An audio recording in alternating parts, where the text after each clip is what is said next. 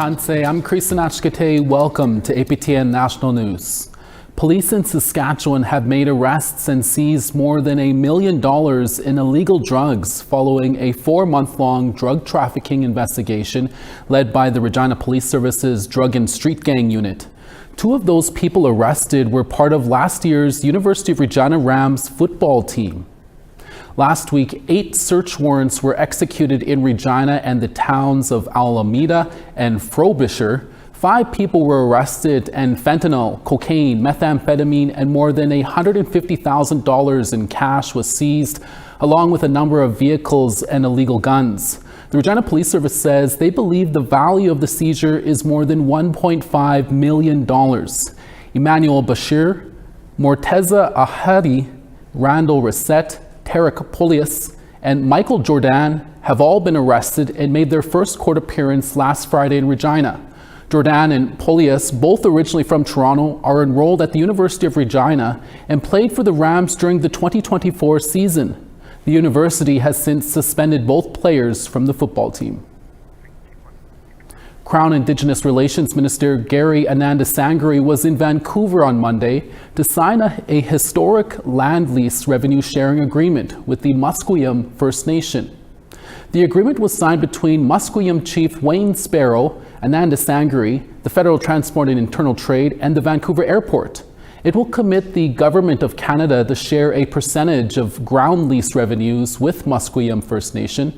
The revenues are collected by the government from the Vancouver Airport Authority. The revenue sharing agreement promises benefits for the Musqueam, providing a steady stream of income so that the First Nation can build a more prosperous future. Musqueam is an urban First Nation located in Metro Vancouver and located just north of Vancouver's airport. On Monday, U.S. President Donald Trump said he would like to see the Keystone XL pipeline built and that he would endorse easy regulatory approvals for the project. The pipeline was first proposed in 2008 by TC Energy. It would bring 830,000 barrels of oil a day from Alberta's tar sands to U.S. refineries in Nebraska. But the permit was revoked by the Biden administration. Opposition to the pipeline came swift from Native American land defenders and environmentalists. Trump previously approved the pipeline's permit in 2017, but faced ongoing legal challenges that stopped construction. The Great Sioux Nation in the U.S. has previously said it would fight completing the pipeline and called the project dangerous and short-sighted, and that it only serves the interests of billionaires. TC Energy has also since changed its name to South Bow Energy. The Quebec Court of Appeal is authorizing a class action for forced sterilization of multiple Atikamekw women in Joliette, Quebec. Previously, the class action was just against 3 physicians, but now includes a regional health authority that operates the Joliette Hospital in Quebec. The health authority, also known as CISSS, was initially excluded from this class action in August 2023 by Quebec's Superior Court. Plaintiffs appealed that decision, and the Quebec Court of Appeal has now allowed the CISSS to be included in the class action. The class action is represented by 2 Atikamekw women from Manawan who say they endured forced sterilizations by 3 physicians at the CISSS without their consent. A study published in 2022 finds that 22 Indigenous women experienced forced sterilizations between the 1980s and 2019 in Canada, but ongoing lawsuits have stated that number could be much higher. A report from a First Nation in BC says the massive Chilcotin River landslide in the BC interior last year revealed shortfalls in communication and coordination of the emergency response from provincial and federal governments. CTV's Craig Krause brings us the details. Months after a devastating landslide in BC's interior that blocked the Chilcotin River, triggering evacuation orders and flood warnings, concern on how it was handled is surfacing. I think in times of emergencies, we tend to get a little frazzled and we forget those agreements. A report released on Monday from the APTN National government alleges shortfalls in communication and coordination of the emergency response from the provincial and federal governments. From the very beginning, we should have been involved. In the times of great tragedy, we learn we learn, and what we learned is we have to rely heavily on our ancestral knowledge. In a statement to CTV News, the Ministry of Emergency Management and Climate Readiness wrote that it is looking into the report and that the province brought together traditional knowledge and modern technology to understand what was going on every step of the way, calling this a unique event that all levels of government can take learnings from. UBC law professor Jocelyn Stacey says that even though there have been recent legislative changes to align with the United Nations Declaration on Rights to Indigenous People, there's room for improvement. So where the province has constitutional authority to delegate responsibility to local governments, it doesn't have that ability to delegate that power to Indigenous peoples who exercise their own laws. Whether it's decisions about the land around the Chilcotin River or the life that inhabits it, First Nation officials want to take the lead. We're strong people, just like our salmon. I think it's just a matter of sitting down and see where things are at. And as for what's next, the local First Nations are looking to strengthen those communication ties with the province and the federal government. And when it comes to maintaining the land around the Chilcotin River, I'm told that there is no dollar figure on the maintenance quite yet. Craig Crow, CTV News, Vancouver. Coming up next, we'll take you to the Star Blanket Cree Nation in Saskatchewan, where they have already made plans for Pink Shirt Day. Stay with us.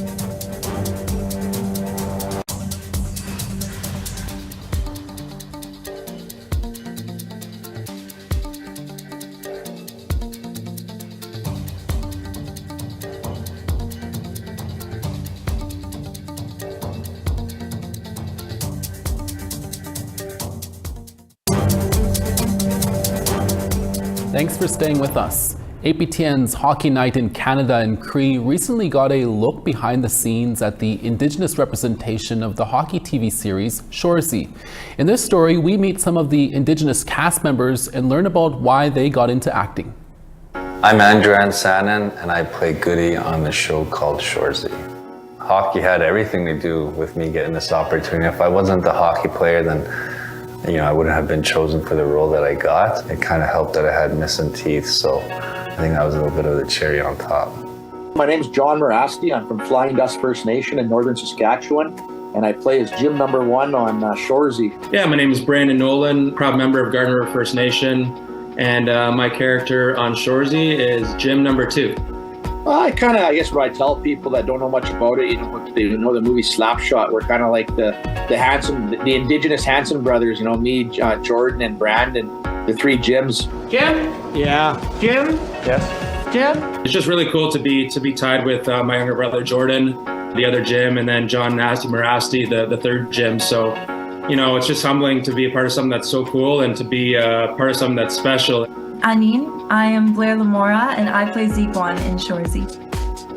I feel like, with Indigenous representation on the show, we are part of the story and we always have been.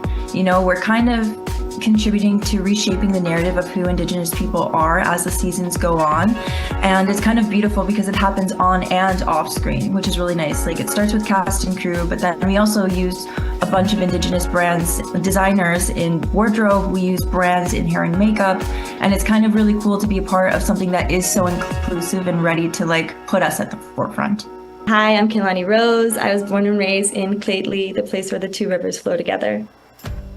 It's wonderful to think that we have an opportunity to present these contemporary characters in a holistic way where we're people, we're humans, we're doing our jobs, we have community, we have friends, we have this thing called hockey that brings us together. There's so many ripple effects that go beyond just us and just beyond the circle that really connect us in community, in our healing as Indigenous people and as Indigenous artists. And we get this amazing opportunity to not just represent a story, to represent a character, to represent a language, to represent other artists in our community. And that's the best part. It's nice to praise our people when they do good, so then, other kids will look up to those people and see it. I had role models, guys like Gina Ojic, Chris Simon, the Indigenous role models, John Chabot, the list goes on with all those guys that have made it to the next level, and to see them do it, it makes you want to do it, right?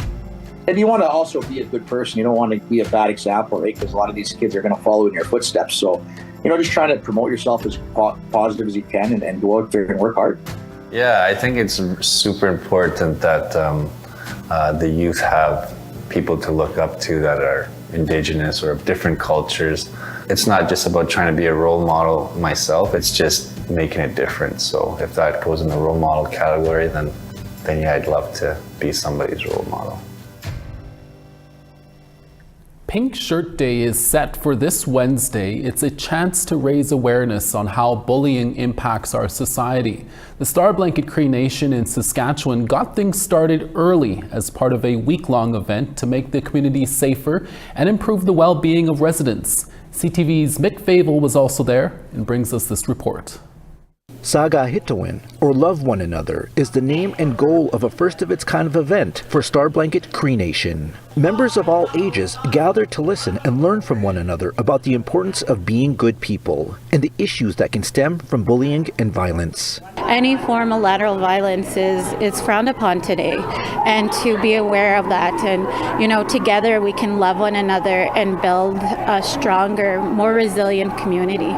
Many people here wearing pink in recognition of the upcoming Pink Shirt Day, an anti-bullying initiative that started in Nova Scotia in 2007 that's become a national movement. Cecilia Rands from the YWCA hosted a portion of the day. She hopes people walk away knowing they have the ability to make a difference at home and in their community. We don't need to be police officers or mayors or chief and council to make a positive impact, and so it's all about kind of starting with the small things and spreading that kindness and respect everywhere we go, and it can make a really huge impact. The Saga Hitowin event originated out of the nation's Community Safety and Wellbeing Plan. The plan is intended to address potential hazards and vulnerabilities of the community, while also outlining strategies to mitigate risks and respond effectively to emergencies. Organizers hope everyone walks away knowing they are in a safe place and allowed to voice their concerns if they are dealing with a problem. We always want them to know that there's an open door for them when they're having any kind of mental health issues.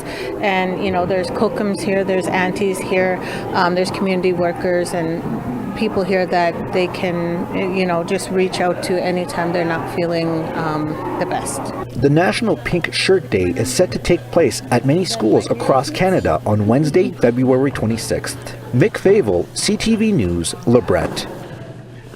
Charles Cochran is our guest on an all-new episode of Face to Face tonight with Dennis Ward. He is the Executive Director of the Manitoba First Nations Education Resource Centre. Cochran has spent nearly 4 decades educating First Nations youth and says he's noticed many positive changes over the years. Here's a preview. The growth in how many of our youth have graduated, I'll tell you, it's huge. And obviously it's created a workforce from our own people. And I'll say it, that's basically the rewarding part, is seeing how we've been able to all work together and basically creating a workforce of professionals. There's so many professionals in Manitoba First Nations. We now want to tell you about this week's new web poll question. Over on our website, we ask, are you interested in learning the traditional language of your community? Your answers are yes, no, or I already know my traditional language. Go to www.aptnnews.ca to have your say. Mother tongue teachings and an interview with a beading artist is up next. We're back in less than 3 minutes.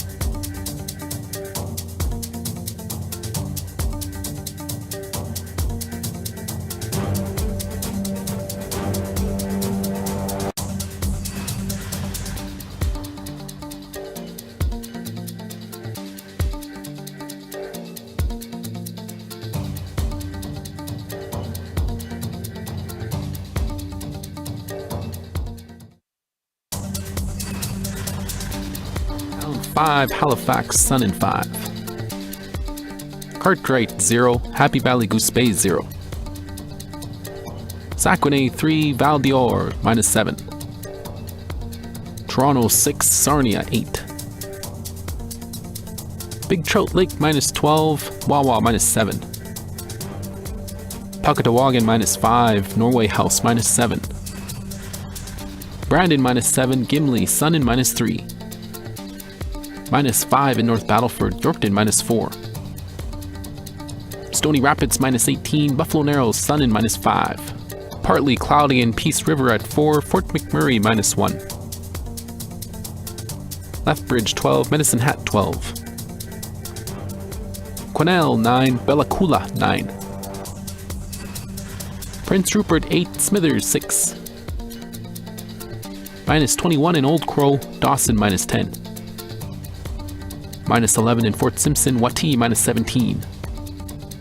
Sax Harbor -28, Palatuk -28. Chesterfield -32, Cambridge Bay -33. And Resolute -25, Arctic Bay -31.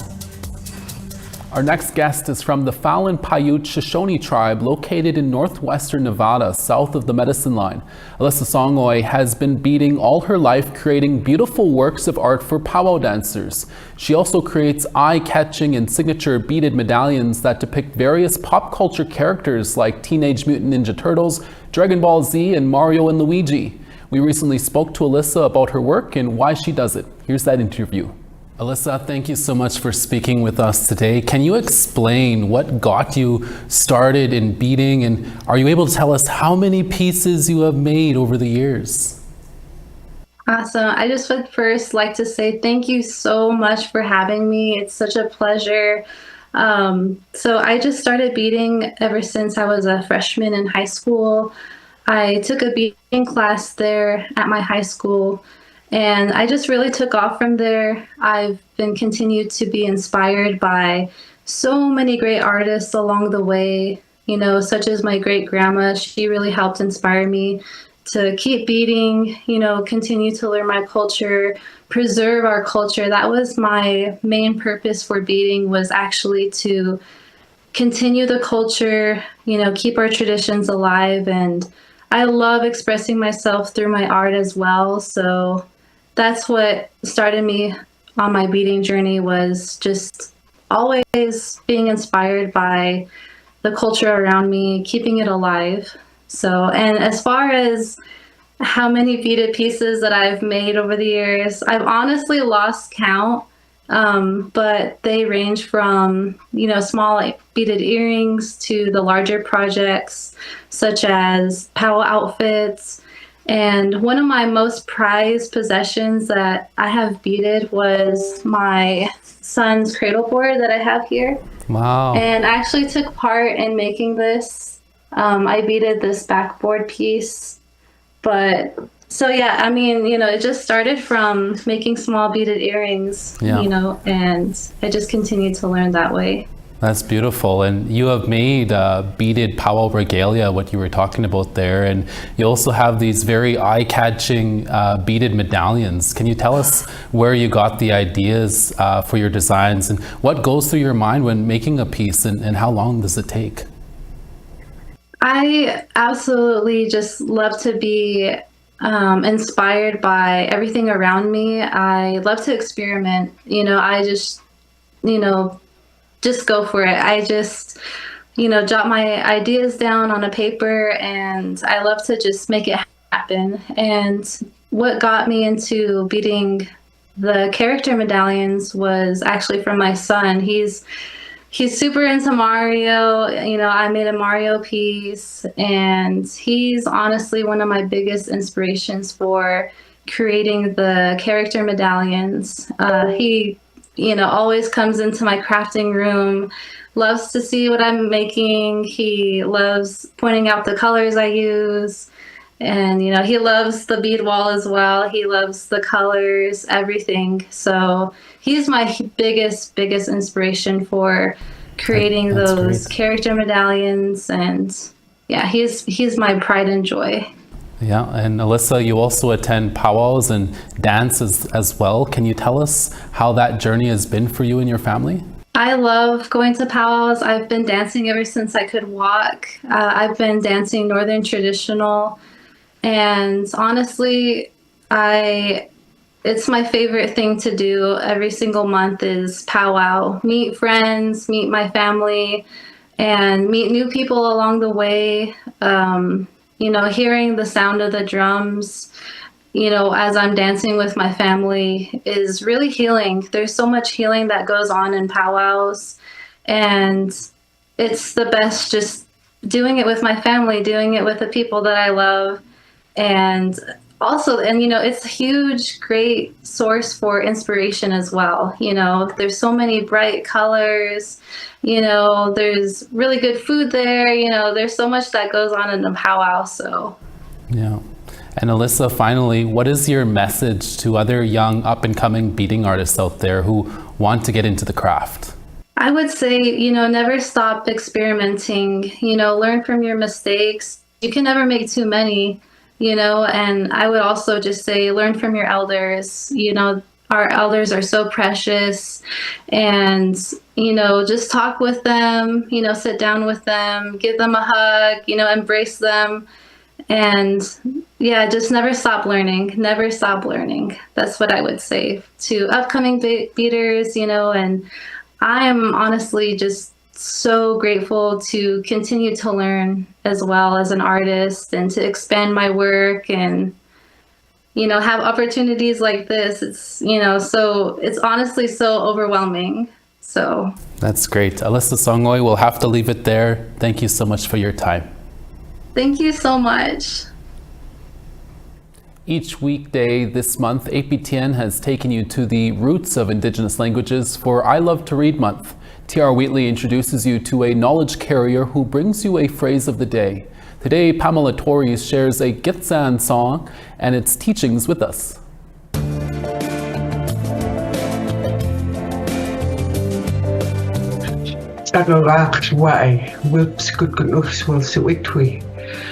I'm Pamela Torres. I come from the House of the White Owl. My chief name is Ravenspeak. I'm the youngest of 11 children, and it was hard being the youngest child, living up to my older siblings, their standards, and even though I'm fluent in my language, I didn't speak it. It's just a short song, a traditional song, and I can sing the first round. Yo, ayo, ayo, ha, hey. Yo, ayo, ha, hey. Lu am kodi wi o inin. Yo, ayo, ha, hey. So that song comes from the house of Patpikot. The song says, my heart is happy and I love you.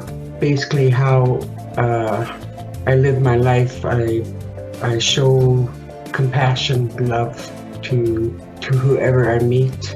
Currently I hold a position as the Indigenous lead for sexual assault survivors.